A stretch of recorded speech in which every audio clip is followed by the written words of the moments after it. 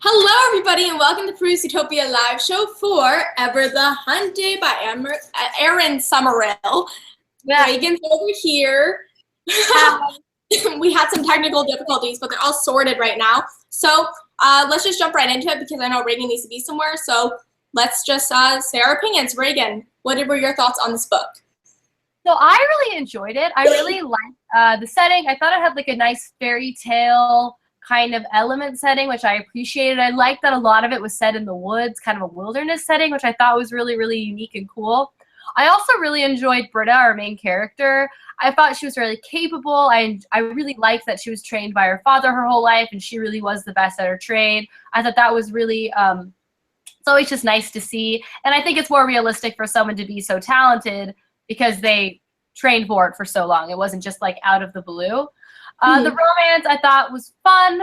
Again, I appreciated that it wasn't insta-love because they have known each other for so long. I do wish there was a little more expansion in the plot and a little less focus on romance, you know, expanding the world a little bit more just because I liked it so much. But overall, I thought it was a really fun adventure story. I thought it had a lot of twists and turns, which I really respected.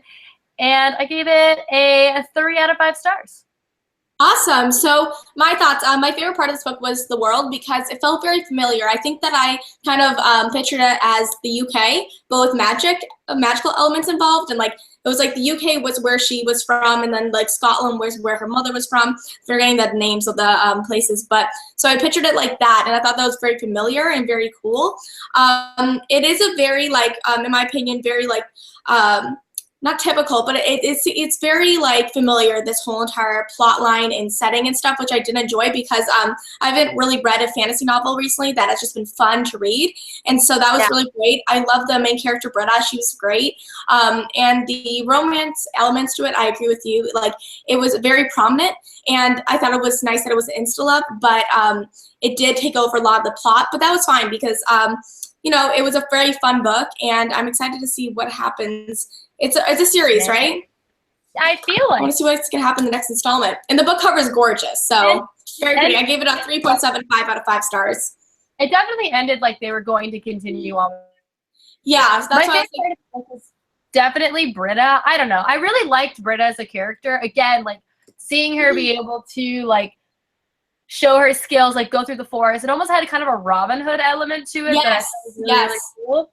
It's kind of where I get like the fairy tale, like nostalgic feeling that I just really enjoy. Yeah, I don't know. I just like. I did kind of want to shake the two romance leads a little bit, just because the reason why, like classic YA miscommunication. I was like, sit down and talk. I just want to like lock you in a room and talk it out because they just kept misunderstanding each other, but like.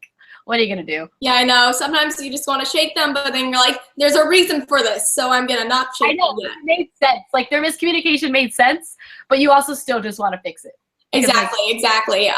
So yeah, I thought that this book was very entertaining. There's lots of twists and turns that I really enjoyed, and I was really excited to read it, and I was definitely not disappointed. There's some questions on Twitter right now that people are asking. Let me get it up. Okay, so what Hogwarts house do you think Britta would be in? She would be either like Gryffindor because she's really brave and like adventurous and like she's talented with like weapons and stuff, but she's also really cunning. Yeah. But I feel think like Gryffindor. Yeah. You know, I think that she would be like a mixture of, I think she'd be a Gryffindor just because she has that like really intelligent brain, but she also has the skills to like, you know, fight and like, you know, hunt and gather and all that stuff. So I feel like she would be a nice mixture of both. Maybe sorting had some issues there, sorting which one, but yeah, that would probably be what she would be in. What would Cohen be in? I think it would be like hardcore, like Gryffindor. He's really great. So I feel like he would be more of a Hufflepuff, but that's just me. Oh my gosh, that'd be so great. Like something totally like I did not think about.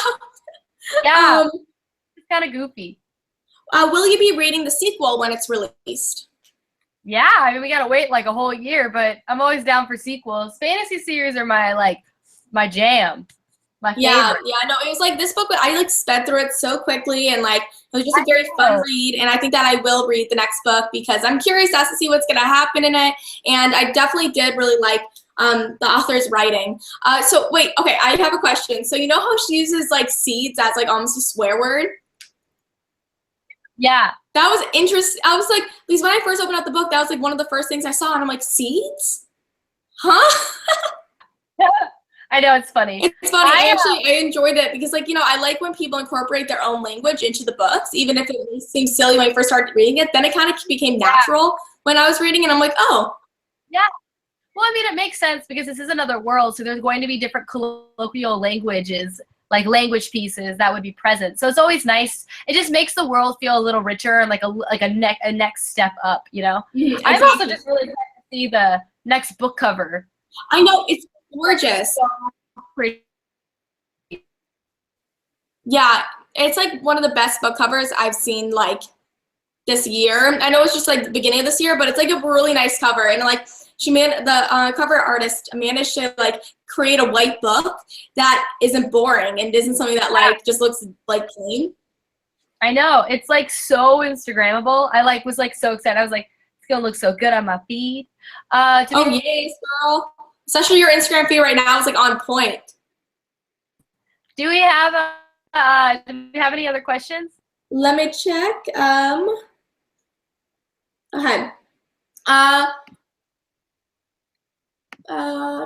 Was there any part in the book that snuck up on you? Snuck up?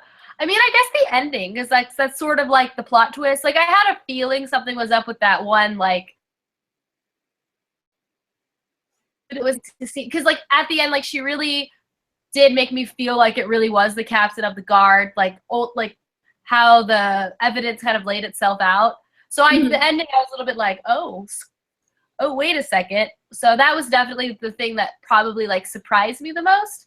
Yeah, I think that like one of the things that like surprised me earlier on in the book was that I'm forgetting her grandma's name, because like so the grandma, like I could see that coming now that I look back, but like that was a fun thing to add in there because I was like, hey, that's pretty neat, and we got to hear more backstory from her point of view through her grandmother. Right. Yeah, her grandmother was also just like such a badass. I know, she's a great character. I know, she's like a kung fu master.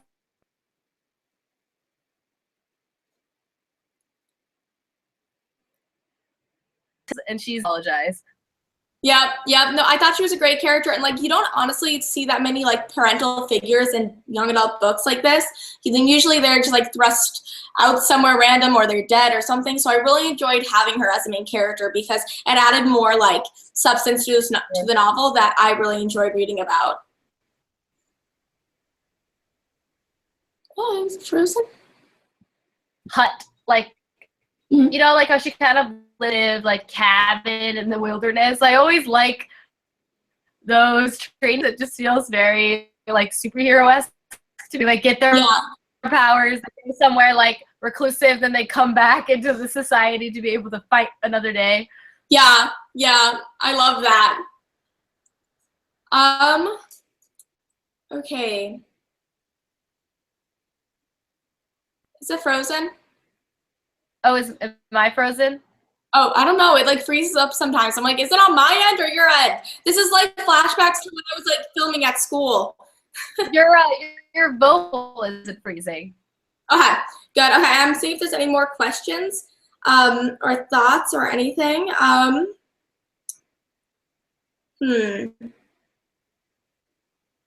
who was your favorite character? Well, okay. I love the grandmother because she's like such a badass, but I really did feel and really enjoyed reading about Britta through the whole story. Like, I just really liked her as a main character. She was flawed, but like relatable, and she was so skilled, and you just wanted her to like find happiness because she had a rough life. So you wanted her to kind of come in her own.